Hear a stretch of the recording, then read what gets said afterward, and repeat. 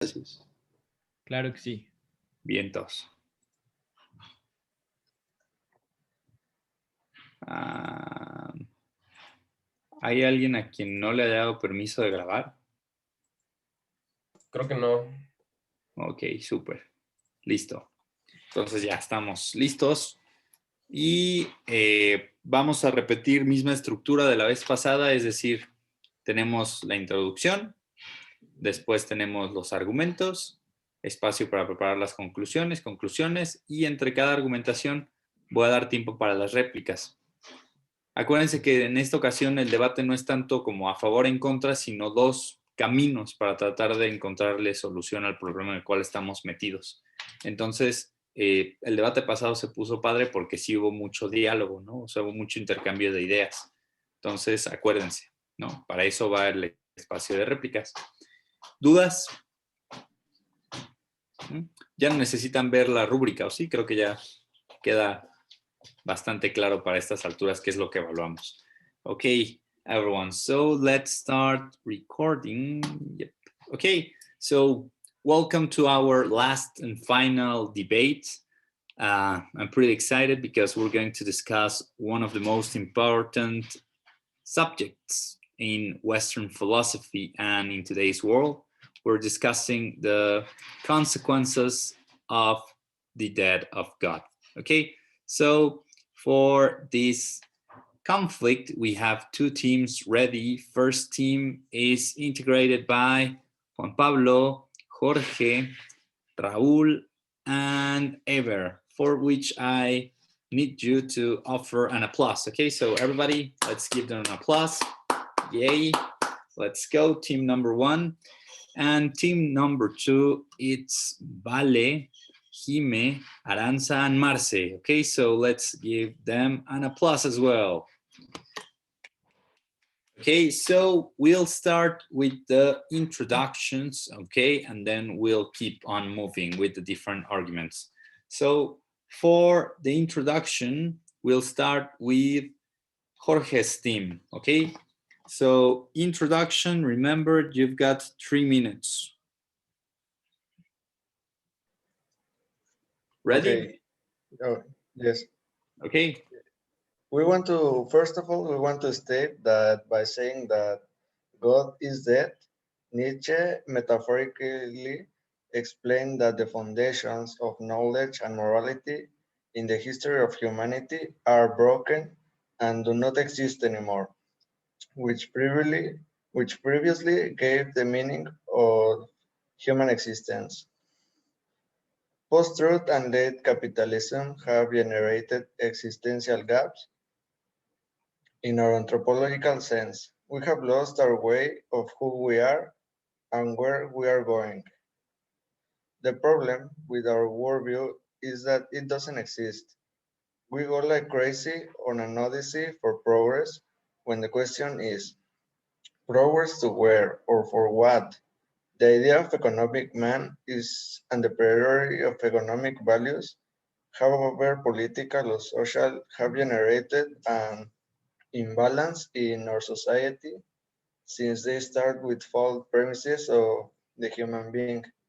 It is a brutal contradiction that of the capitalist who points out the material progress must be continued forward, but who believes that the poor do not progress not for lack of material progress. These have generated enormous gaps and it has led to a separation between individuals instead of a union as a society.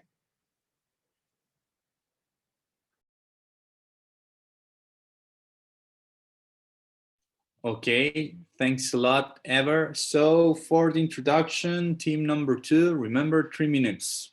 Whenever you're ready, start.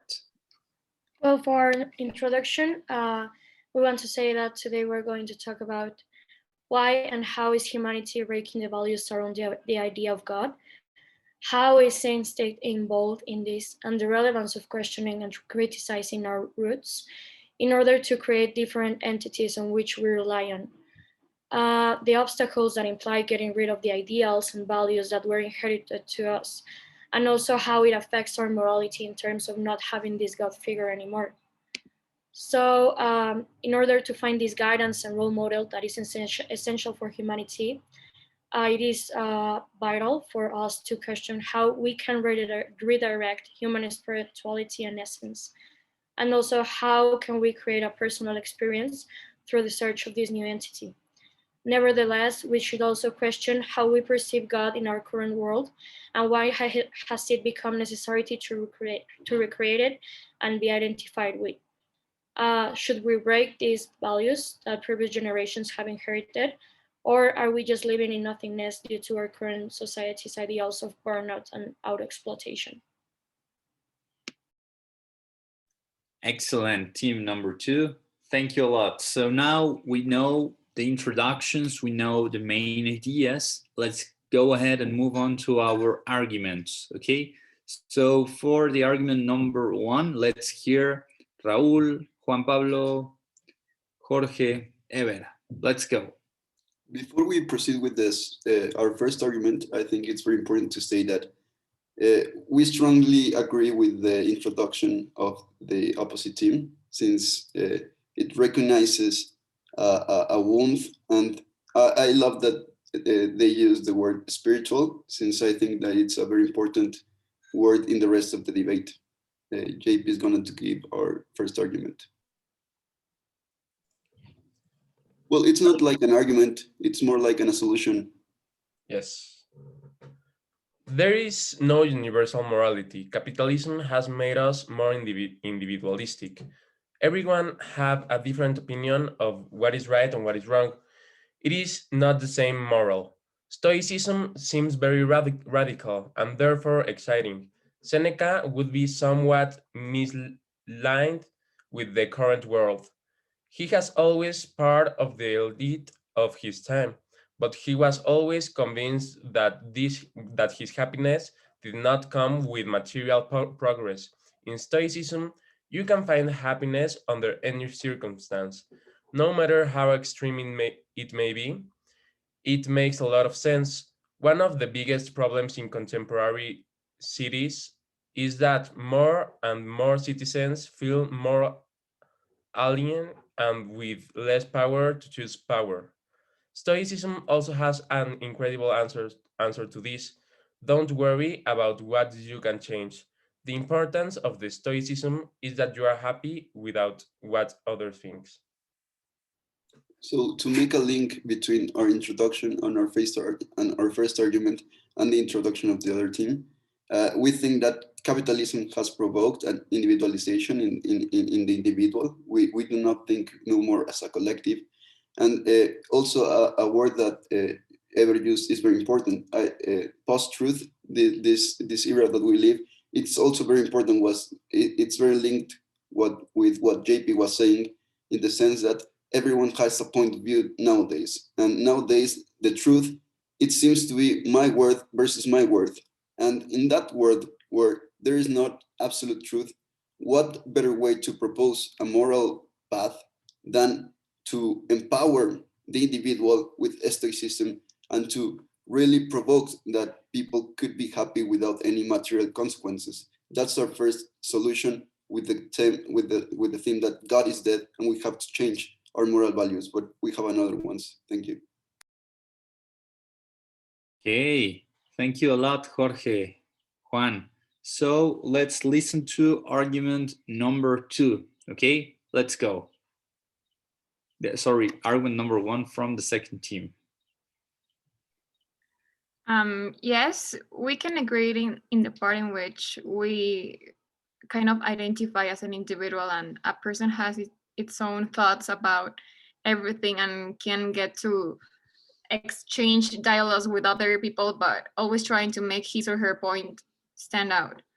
So now we wanted to analyze how can we understand the ideology of why people believe in God and why people are identified with God, and how can they react with the Nietzsche's famous phrase, God is dead.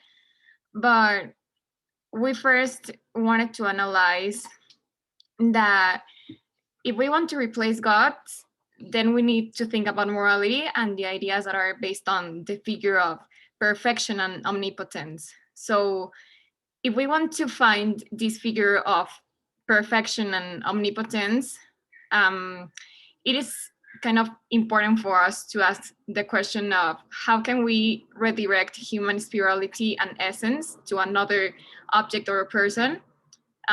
This is why also we can say that we think that the human being must break with the values that he has radically inherited or has learned by instinct and really understand all the reasons and implications why we believe what we believe.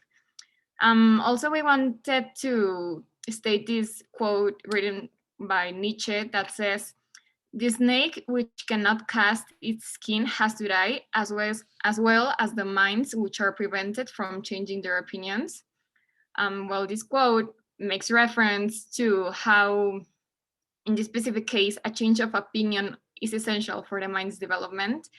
And it also defends the idea of how an individual needs to break with the values that it has radically inherited and will be in search for new ones, and how a person needs or requires to change their opinion.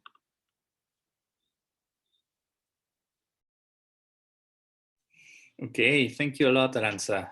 Excellent. So let's move now to our second argument, okay? I think that you have integrated, okay, the replies and commentaries. So I think that we can move on like that. So if you want to integrate the commentary with the reply, okay, or the reply with your argument, you can do so like that, okay? So second argument, please go ahead. We think that both teams have talked a lot about that we identify the same problems about that we inherit some type of values. And here my question to the other team is, what type of values do you think that we need to break? Because Raúl is going to give us a different analysis about our society and how can we change it. I think it is difficult to find a substitute about God, but we can substitute our beliefs by our actions. As Juan Pablo said, we live in a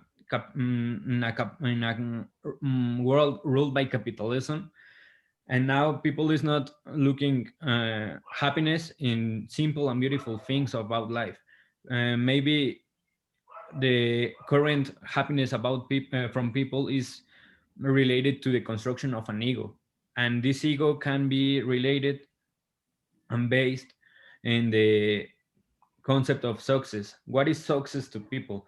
Maybe now people is not, as I said, not looking happiness in simple things, now in material things. For example, getting a better job and better conditions, earning a bigger quantity of money, and with this bigger quantity of money start to buying a house, a different building, cars.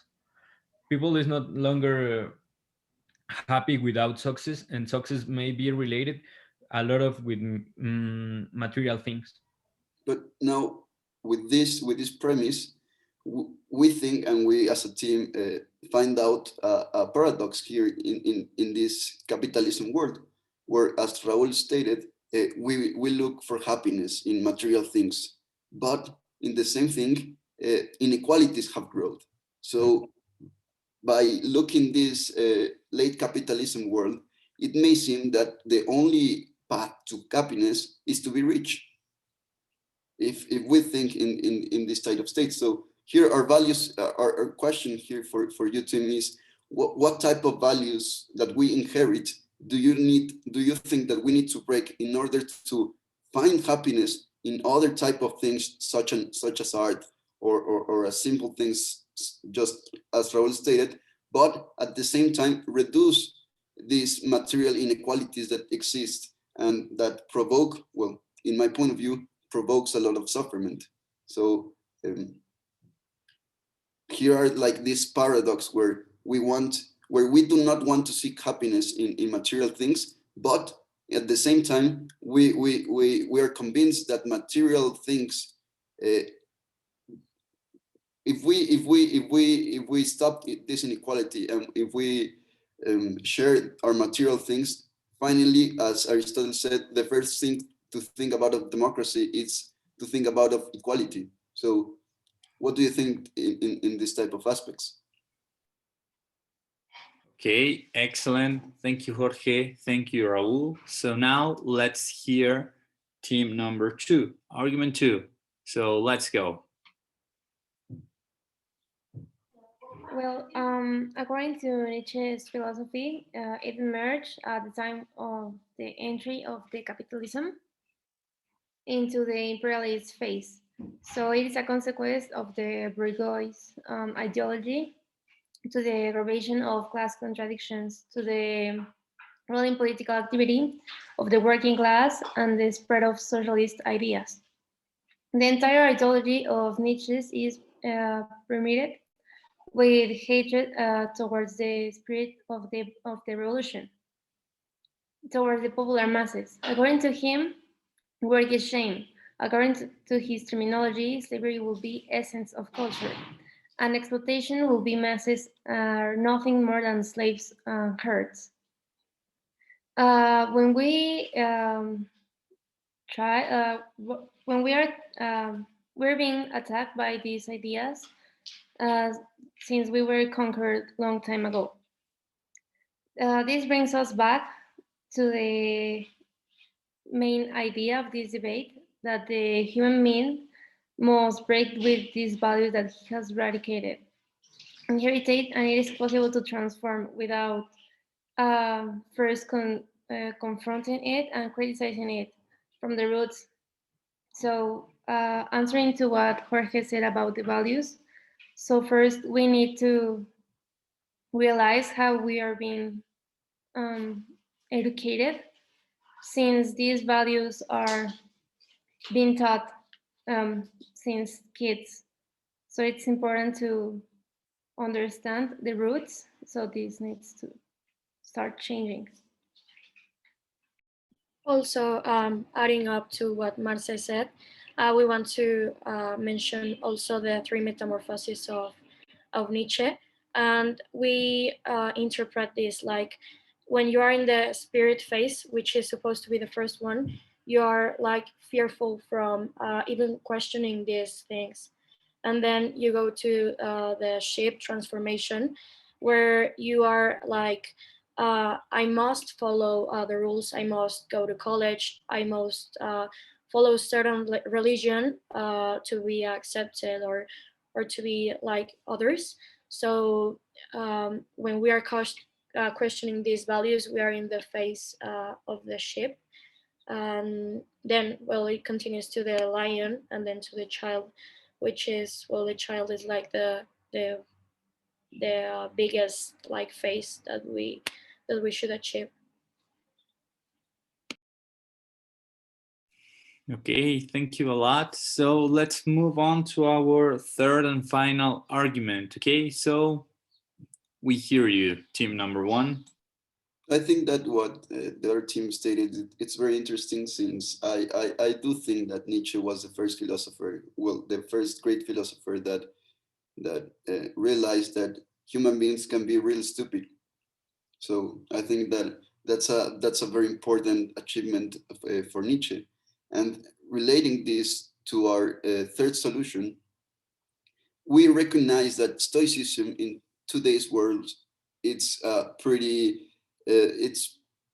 difficult to achieve, since the material inequalities we achieve.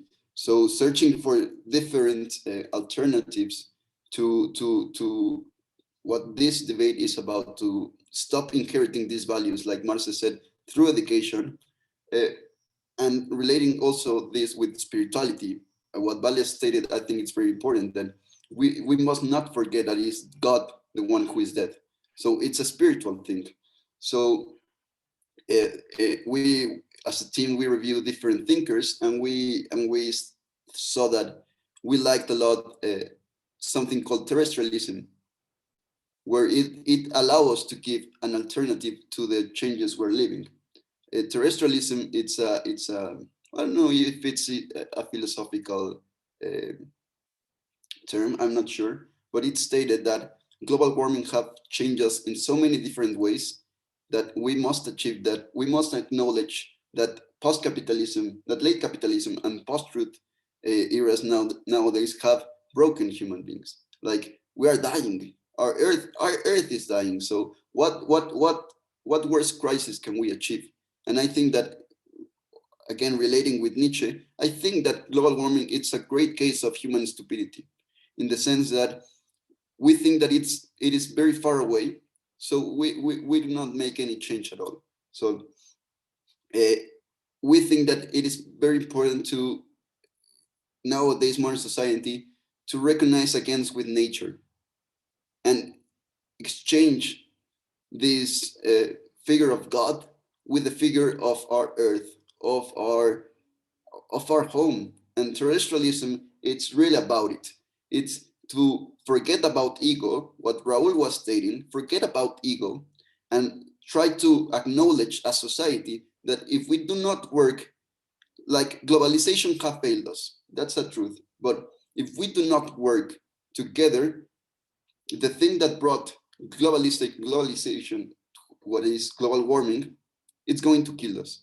So to conclude, we stated that we need a more collective idea to exchange spirituality, since we also think that spirituality and metaphysics in general are very important to a human being in general, to understand the anthropological human being. So our solution is to, yes, reduce material inequalities in order to gain a moral view of society.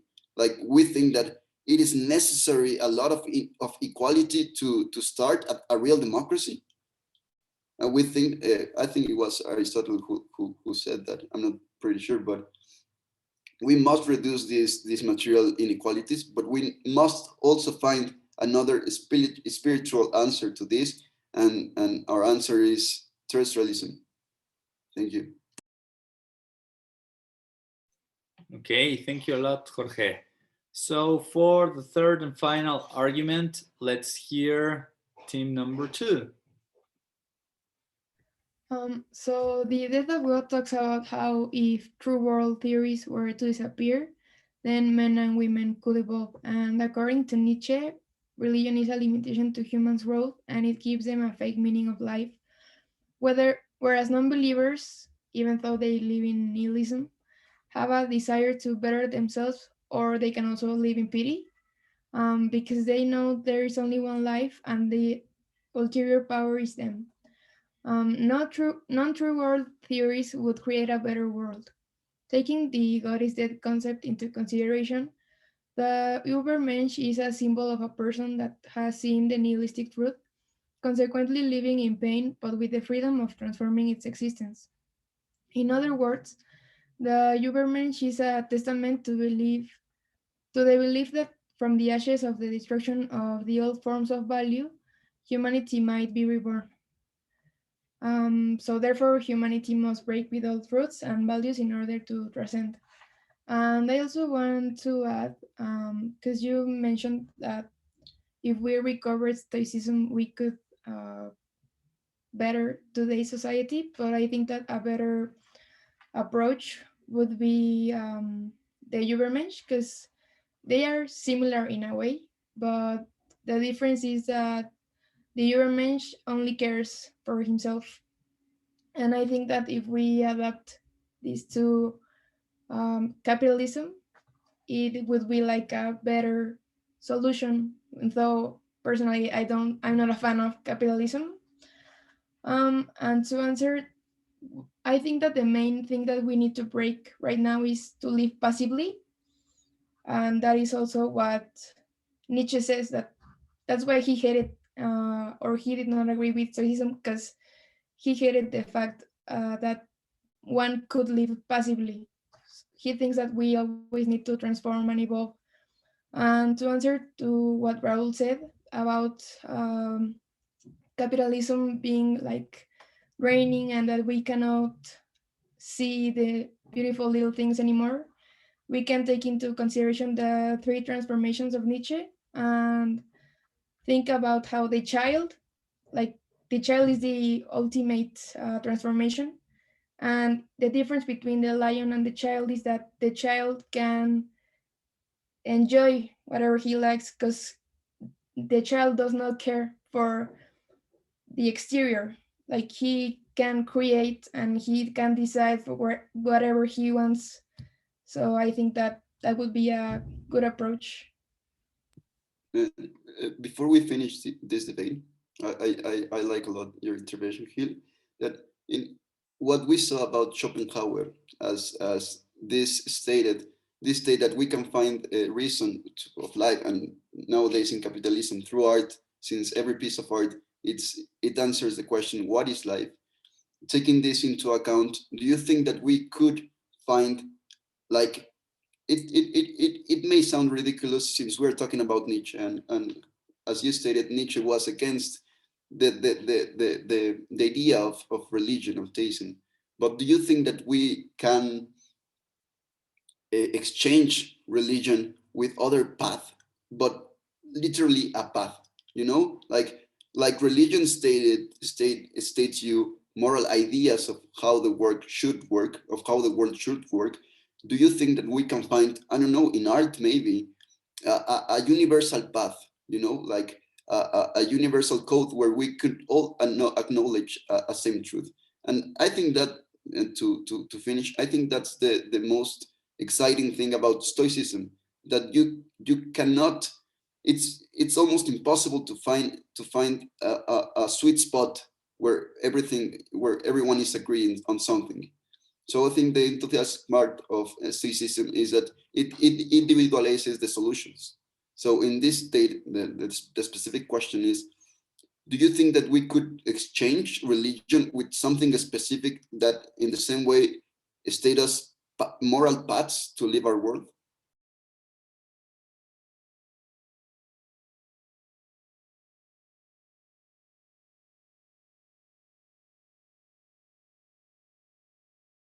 I don't know, like religion to art, religion to, I don't know, whatever.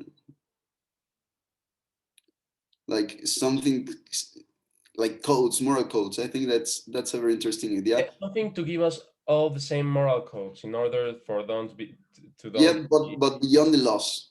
This is beyond laws, but because that's what laws is supposed to do, to find a moral code to live a society, but it's not working anymore.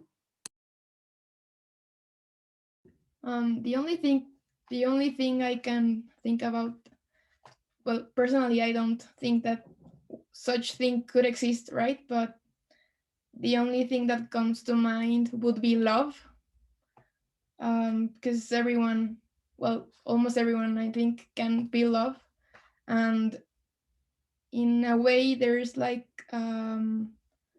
things that love teaches us that are right and that are wrong, because you are an empath. When you love, you become an empath. So I think that that would be like the most the thing that could approach the most solution or an answer to that. I think it's beautiful, Gil, and in this case, like, how can we find love to fight for example global warming? Like, can we find love in nature, or where do we set apart of nature? You know, like this type of questions, that when do we put a line between ourselves and nature, between ourselves and our home? So I love your answer, Gil. Love it. Well, I also think that it is important, like, to consider anti-speciesism, like to consider us equals also to nature. So that's a really important point also. Yeah, good stuff. So, excellent. So let's finish up this. So I'll give you 2 minutes, okay, to prepare the conclusions, okay? Really good arguments. Last question was really interesting. I'm not sure about love, but I'll give you my personal opinion when the debate finishes, okay? So let's get to the breakout rooms. I'm going to pause the recording. Pausar. Listo? Okay. So to Spread them and apply them to our actual context. in order to take out the best of them. And finally, we wanted to make a reference to individuality with this quote, also written by Nietzsche, that says, "No one can construct for you the bridge upon which precisely you must cross the stream of life. No one but yourself alone."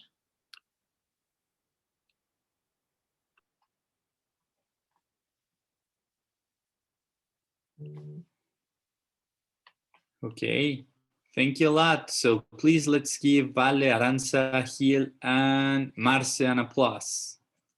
So yay, congrats. Okay, let's get to the conclusion. So team one, let's go. Okay, so in our conclusion, we have 3 things to say. 2 solutions that we gave, and 1 way that we can explain why love isn't the best answer. Love, it could be a good answer, it's not the best. Why? Because yes, everyone can be loved, but not everyone is loved. What happens to the people that don't have any family to love them? It can be any type of love, not only between pairs. It can be family love, it can be friendship love, but it's not the best answer because not everyone has that.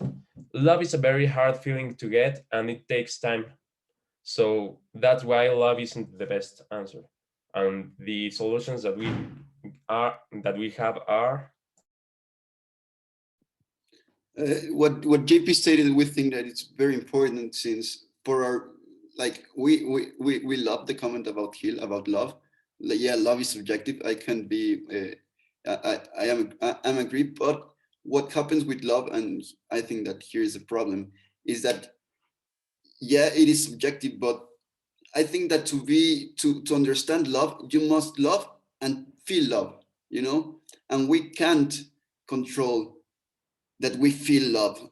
How many times with our boyfriends, with our girlfriends, with our friends, with our own parents, we do not feel love with that type of close relationships. So that's why we think that it is very important that the solutions are individual. That me as an individual can find happiness without another person, and that's why we think that this terrestrialism, this love to Earth, to Mother Earth, it's essential to have again a balance between ourselves and nature. And finally, Stoicism, we think that it gives a good answer. We acknowledge that it's not the best, and we acknowledge that in today's society it's a little bit empty, but we acknowledge that it could be a possible answers for very particular people. I think that Raul is going to conclude. I think I can give like a little summarize of this. I think education needs to be present in our society, and finally guide us by the path of finding love for our convictions, and maybe with this try to fight for our ideals.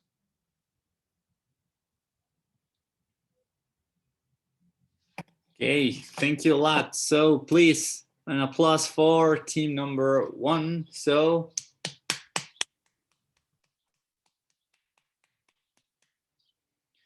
congratulations. And so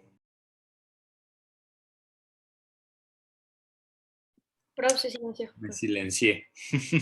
Okay, so I think that we have enough time for the feedback, so I'll open up the breakout rooms. We'll get there together. Let's stop recording, and just real quick, why love